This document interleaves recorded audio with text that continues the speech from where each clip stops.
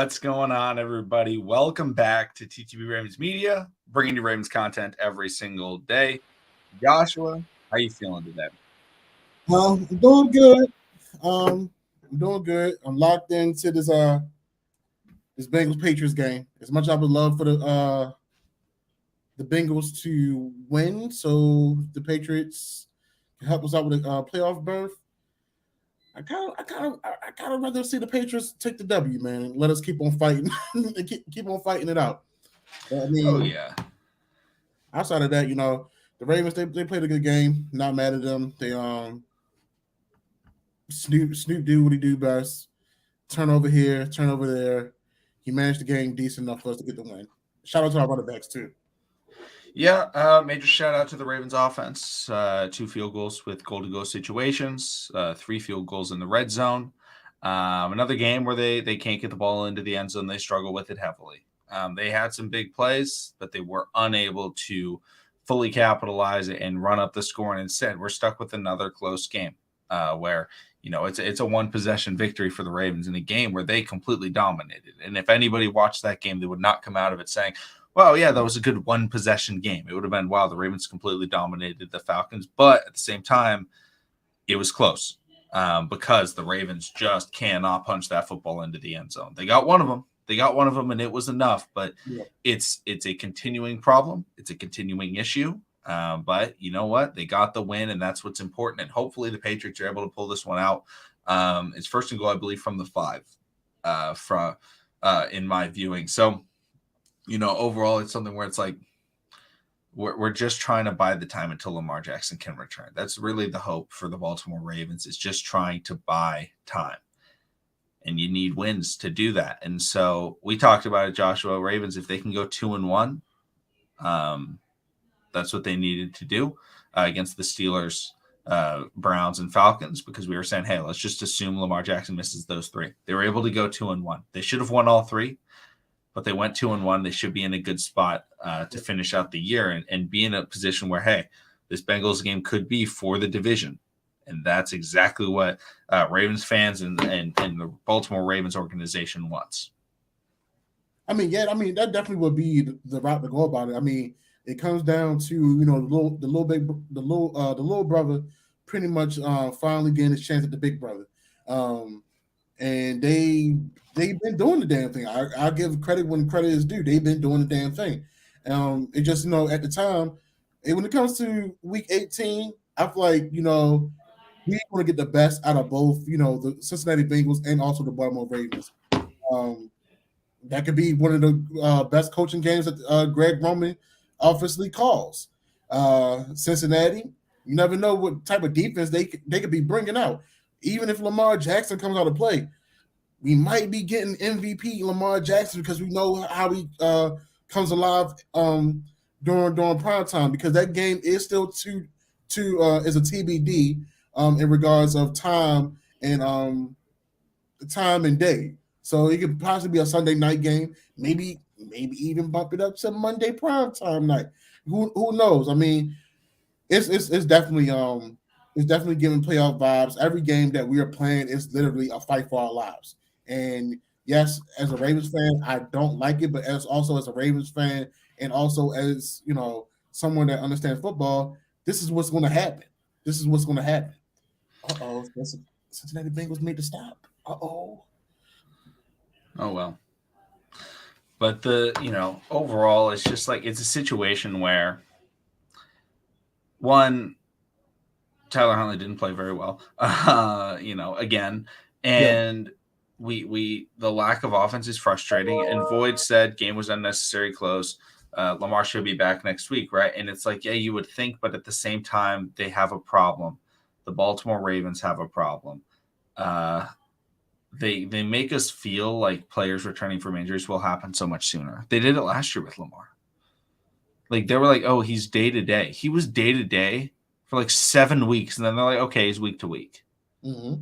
And this time, once again, they said, oh, man, Lamar Jackson is day-to-day. Should be back 1 to 3 weeks from now, and he still hasn't practiced. And, I hope he can return.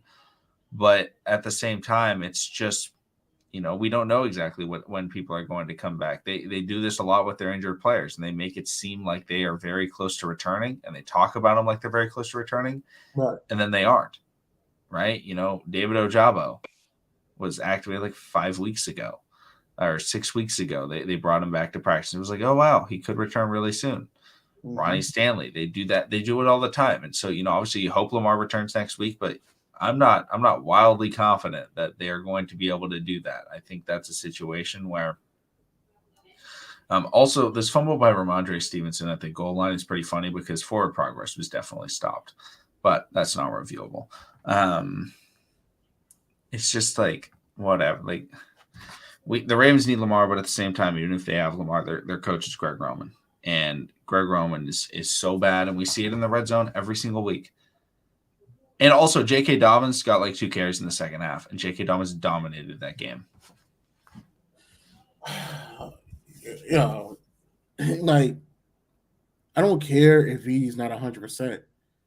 He's shown that he can still get the job done.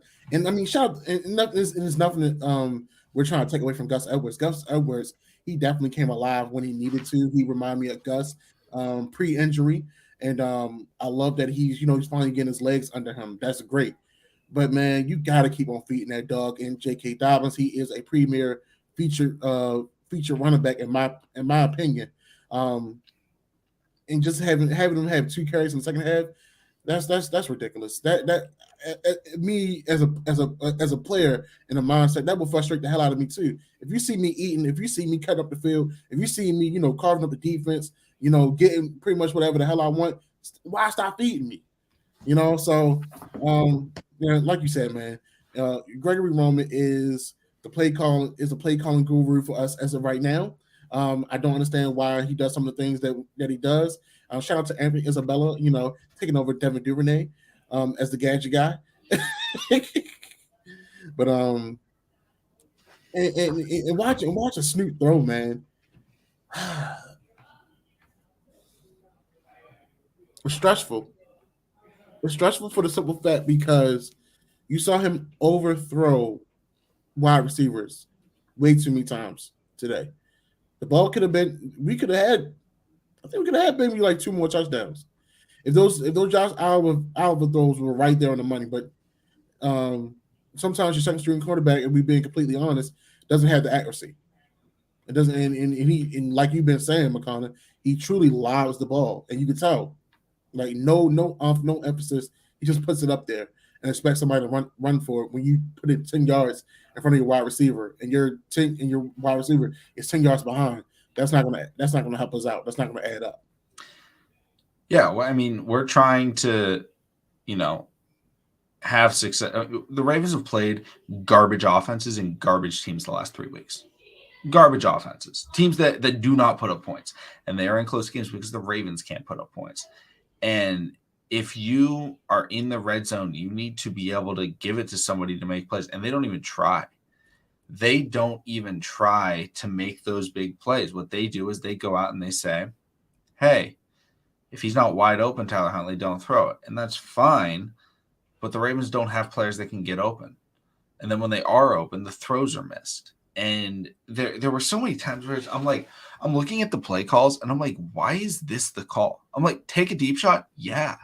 Why are you taking deep shots down the middle of the field to Josh Oliver, draped by one of the best cornerbacks in the NFL, and AJ Terrell? That is a bad situation. That is a bad play. That is not smart football. That is not smart football. Like that, like you can't be doing that and expecting these players to make these plays when they're just having bad situations. And Tyler Huntley puts them in bad situations. John Harbaugh puts them in bad situations. Greg Roman puts them in bad situations. And even, the offensive line, Justin Tucker, on that field goal that was blocked, a lot of times it is the fault of the kicker when field goals are blocked because they put it too low at the trajectory. The guy got completely through the offensive line. And so, what else are they supposed to do? Like Tucker's not going to make that if you're not going to block the guys. So, and Void, you're saying stop blaming Roman. Roman can be an idiot, and we also have bad players. they're not mutually exclusive. Yeah, like of course. that's the problem. Yeah, nobody's safe. Nobody's safe. Everybody's job is up for review here. But it starts with the play calling, and scout report, scout and your general manager, your scout report team, and your coaches. They're supposed to know who's on your team in regards to personnel. They're supposed to know what player runs which play best. At the same time, we don't always we see why we always switch a group of personnel for every play that we run, and sometimes we're working with what we're pretty much working with. Like they're trying to make potato salad with raisins right now. Like, and everybody knows if you eat potato salad, you're not supposed to have raisins. You're supposed to have some of the best damn seasoning in that damn potato salad. But right now, we don't got that good damn seasoning in the potato salad. Greg Roman would put raisins in potato salad. I think that is something he would do. But it's just like, obviously we're looking forward to next week. The Ravens next week, they take on, I believe it's the Pittsburgh Steelers. And it's like, hopefully we have Lamar back for that game. But at the same time, if we don't have Lamar, are we going to be able to execute, against the Steelers? I don't know. They just have such a problem executing it all facets of the game. Third down, first down, goal to go, red zone execution. They struggle immensely. And, obviously this is a big win, but this is a game that they should have won. And they played to the level that I was expecting because they're not able to do things. Roman just puts potatoes in his potato salad. It's just kind of whatever. Okay, yeah, the Ravens won, but they're still showing the exact same problems that are going to get them knocked out of the playoffs. They're not fixing anything. They do the same thing every week, and they hope it works. And it's not going to work 4 times in a row against actually good opponents. I definitely agree with that, man. I mean, and the bad thing is we got the W, but at the same time, it's like, we're still talking about the negatives because and I mean we had to be real. It's when you watch the Ravens play, you don't see too many positives. I mean, you see a positive run game is like that. The run game is elite, in my opinion. Anybody can argue that with me, and we can go back and forth with it all day. I feel like we done had some of the best running games in the NFL with the Ravens with the Ravens organization. But when it's come to passing, when it's come to sometimes play calling, whether it's been on defense or offense, that's where we have lacked. Even quarterback play. We can even go back to quarterback play before Joe Flacco. We can go talk about the Kyle Bowler days. We can talk about the Anthony Wright days, Troy Smith, Tyrod Taylor's. You name it, we pretty much did it. Hell, Trent Dilfer. We didn't had our ups and downs, but it's hard to cheer a team on when you have seen so much potential, but you can tell with all the potential that we have in the world that we are being held back to a degree. Yes, it does. Yes, you do need great players, but also with great players, you do need good coaching. And we don't have some of the good coaches as every other team does when you see other players like Michael Parsons, Aaron Donald, Nelson, let me take that back, Justin Jefferson, Jamar Chase. Yes, they had raw talent, but sometimes when you put them with the right coaches and personnels, you can see them guys thrive. Hell, look at Jalen Hurts. I promise you, if Jalen Hurts had Greg Roman as his OC, he'll be using his legs 99.9% of the time and use his arm only 0.1%. In Philadelphia, with their QB coach and their offensive coordinator, you see him use his arm more and his legs less. Even in college, in Alabama, he used his arm more with Nick Saban and also used his arm more in the Oklahoma University offense. You're not seeing him being questioned. Oh, yeah, hey Jalen, you're a big body guy. You want to try and play running back? I promise you, when Bryce goes into the NFL draft this year, no one will be asking him, hey, Bryce, you think you want to go to wide receiver? He played quarterback at Mater Dei and got them championships. He played quarterback at the University of Alabama with Nick Saban. And Nick Saban is known for getting some of the biggest body running backs and not passing the ball. What Nick Saban do? No, he got a pass. He got a pass happy quarterback. Yeah, he did a couple rollout plays. He'll run when the offense breaking down, but 99.9% of the time he's passing the ball. And they recruited guys where not only Bryce was going to eat, but also his wide receiver was going to eat as well. They have not done that for Lamar Jackson. They haven't done that for Lamar Jackson. Yeah, they haven't done it for that. And Flock Nation speaks. There are plenty of great teams in the NFL right now. The San Francisco 49ers could be an all-time team, even with Brock Purdy playing. Like, that team is unbelievable. That's one of the best defenses I've ever seen. Like that I think that's the best defense clearly since the Legion of Boom. It's probably the second best defense since the 2000 Ravens. This is a legitimate defense with a very, very explosive offense. The Philadelphia Eagles are a great team. Are they perfect? No, but they're a great team. They play good defense. They can run the football. They can pass the football. They're explosive, and they're very well coached. The Chiefs are a great team. Why? They have explosiveness at every single level of their offense. All right. You don't have to be the best defense and best offense to be a great team, but the Chiefs are a great team. The Buffalo Bills are a great team. Why? They're extremely explosive and their defense gets plays done. Like there's great teams in the NFL. The Baltimore Ravens are not one of them. Their offense hinders them from being able to be a great team every week. I'm not asking. Like I said, at the end of the day, I love the Ravens. I've been watching the Ravens since I was 5 years old. I went to the parade in Baltimore. I live in Baltimore. At the end of the day, as I've gotten older, I became a realist. I'm a football fan. And, if you've been watching the Ravens for a long time, everybody knows Ravens have a great defense, can have a great defense, but an overall great team, no, it's not there. We gotta be real about some things. Yeah, and I think Z's 100% right here. This season coming in, it was AFC Championship or bust. If the Ravens make the playoffs and win one playoff game, don't go celebrating Harbaugh. Don't go celebrating Lamar.